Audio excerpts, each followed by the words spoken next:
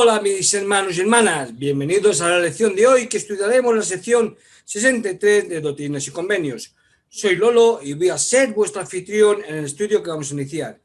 El tema principal de la lección de hoy es lo que viene de arriba es sagrado. Bien, como sabéis, a mí me gusta siempre empezar con los antecedentes históricos de la lección de hoy. Así que vamos a ello. 14 de julio de 1831, José Smith y otras personas llegan a Independence, Missouri. 2 y 3 de agosto de 1831, se dedica un terreno en el condado de Jackson, Missouri, para el establecimiento de Sion y se dedica un solar para el templo en Independence, Missouri. 27 de agosto de 1831, José Smith y Sidney Rigdon regresan a Kirtland, Ohio. Y el 30 de agosto de 1831 se recibe Doctrinas y Convenios 63. Al preparar esta clase de hoy no pude evitar que a mi mente viniera una canción que escuché hace mucho tiempo y que ha sido como un estandarte ondulando permanentemente en mi corazón. Su título es Yo tengo fe. Y si aquí uno quiere escucharlo, le dejo aquí arriba una de las mejores versiones a las que yo escuché en su día, principalmente la que canta Marta Chávez. Yo la recomiendo, de verdad, está muy bien. Bien, vamos a comenzar con el estudio y análisis de la lección de hoy. El 27 de agosto de 1831, cuando el profeta regresó a Kirtland, Ohio, después de su viaje a Missouri, se encontró con que algunos de los santos de Ohio habían caído en el pecado y apostatado en su ausencia. 3 días después de haber llegado a Kirtland, José Smith recibió la revelación que está registrada en Doctrinas y Convenios 63. Algunos de los que habían apostatado comenzaron a hablar públicamente en contra de José Smith y de otros líderes de la Iglesia. Por ejemplo, para mediados de octubre de 1831, un apóstata llamado Ezra Bob llegó a ser uno de los mayores críticos y el primero en publicar literatura antimormona. Bob había sido predicador metodista en Ohio y se había interesado en la restauración después de leer el libro de Mormón.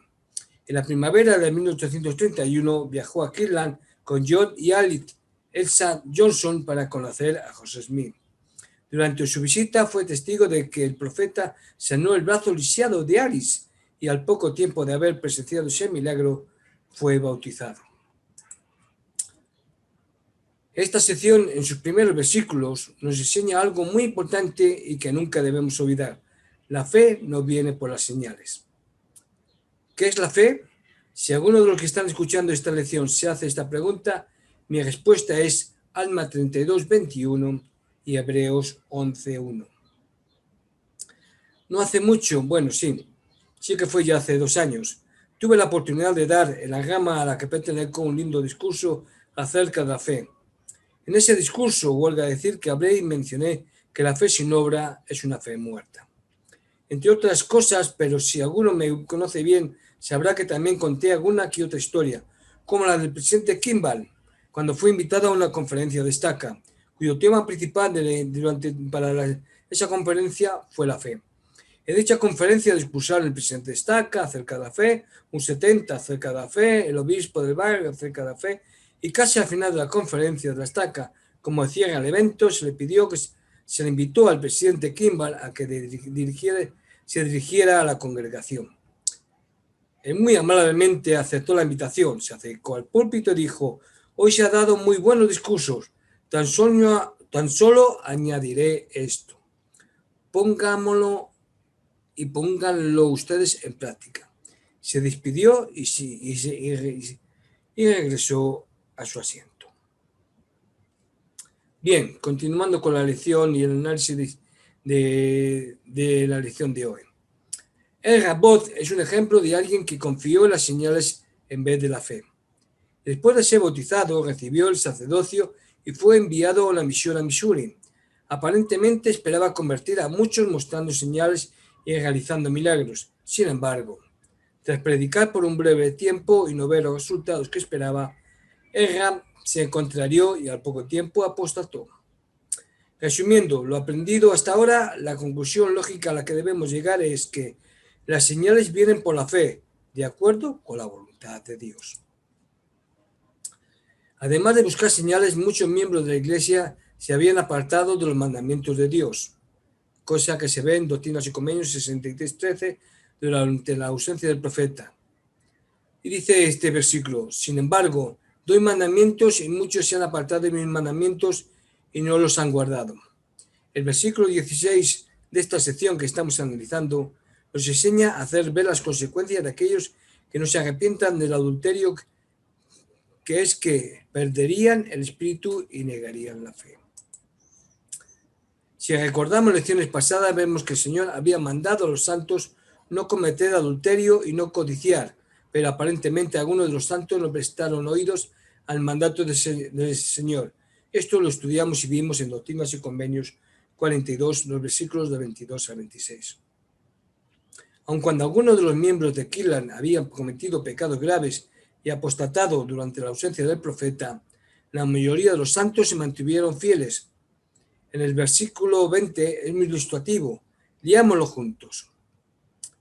Dice el versículo 20: sin embargo, el que persevere con fe y haga mi voluntad, vencerá y recibirá una herencia sobre la tierra cuando venga el día de la transfiguración. La frase día de la transfiguración en el versículo 20 se refiere a cuando el Señor venga de nuevo y la tierra reciba su gloria paradisíaca.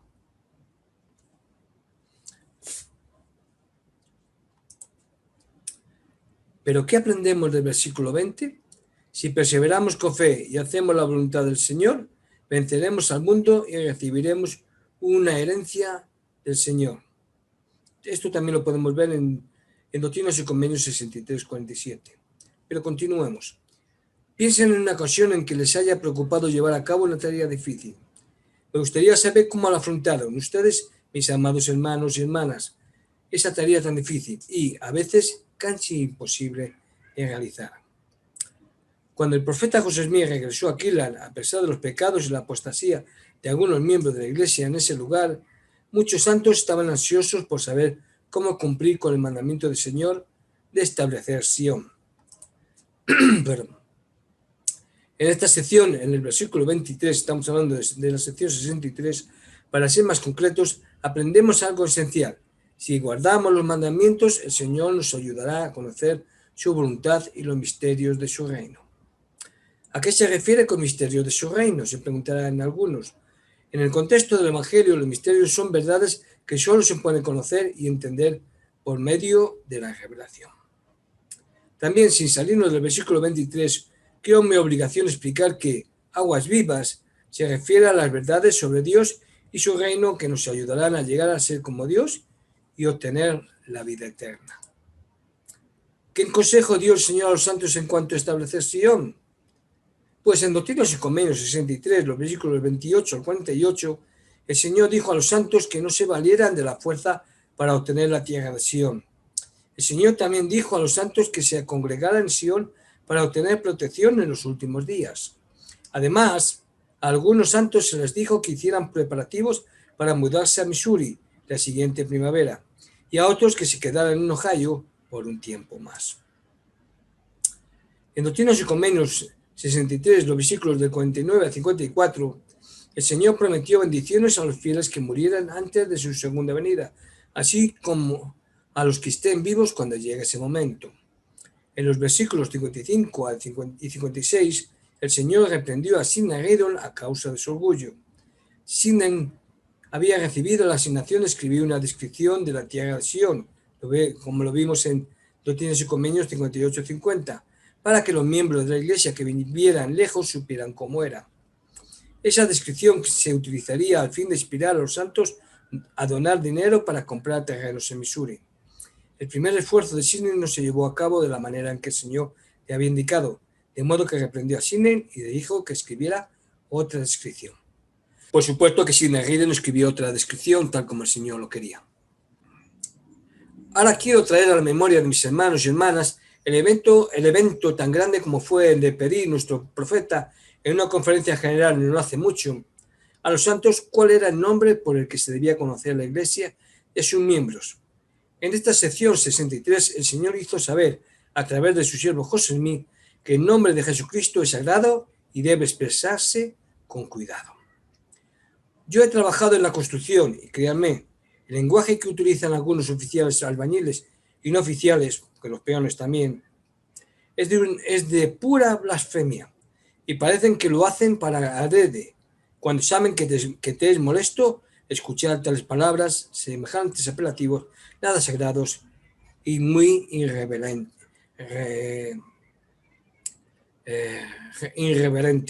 Perdón.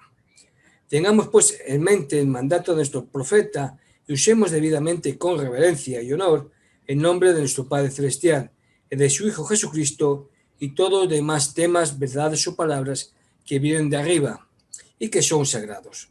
El cumplir con ello les testifico que también trae bendiciones. Para finalizar, quisiera añadir que la castidad nos hace merecedores de la compañía del Espíritu Santo. La hermana Linda S. Rivers, una hermana que cuyos mensajes y palabras ya he usado en anteriores lecciones, quien fuera miembro de la Presidencia General de la Sociedad Socorro, enseñó: no sé nada que no califique más para la compañía constante del Espíritu Santo que la virtud. Cuando vemos, leemos o experimentamos cualquier cosa que esté por debajo de las normas de nuestro Padre Celestial, eso nos debilita, sin importar la edad que tengamos. Si lo que vemos, leemos, escuchamos o elegimos hacer no va de acuerdo con las normas del Señor que están para la fortaleza de la juventud, apáguenlo, rómpanlo, tírenlo, evítelo y cierren la puerta.